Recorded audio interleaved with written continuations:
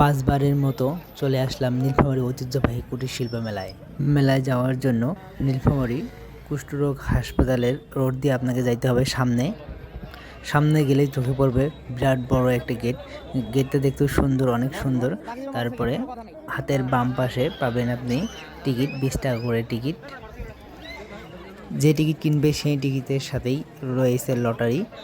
রাত 10টা কি 11টার মাঝখানে লটারি করা হয়, কনসার্ট সেটেল লটারি করা হয়।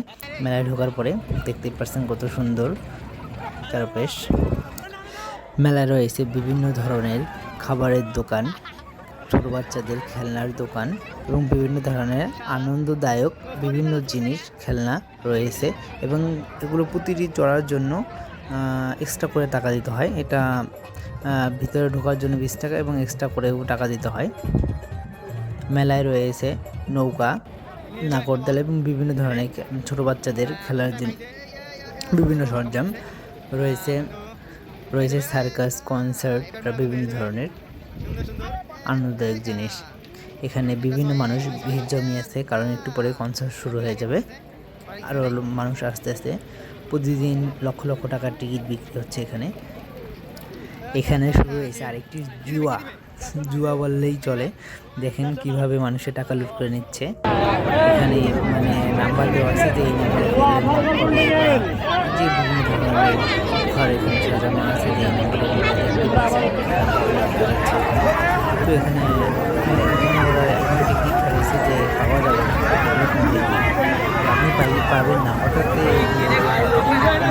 মানুষই পাবেন। মেলায় যে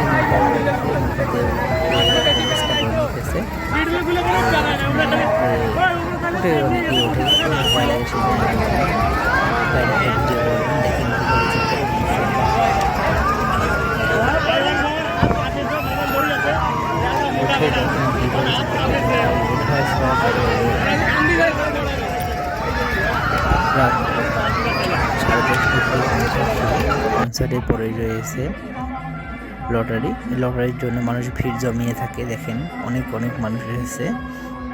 কনসার্টে অত ভালো শিল্পী আসে না, মোটামুটি আসে, ওগুলাই তারা মাইককে বলে দেয়। সবাই আসে শুধু লটারির জন্য। এখানে 2টা বাইক দেখতে পাচ্ছেন এবং ল্যাপটপ আছে, মোবাইল আছে, পিসি আছে, 3টা বাইক মোট। আসতে মনে হয়তো আছে, দেখা যাচ্ছে। এখানে দেখেন কনসার্টটা সাজিয়েছে অনেক সুন্দর করে, অনেক টাকা পায় এখান থেকে লটারির জন্য, সেই জন্য কনসার্ট সুন্দর করে সাজিয়েছে, দেখতেই পাচ্ছেন আপনারা।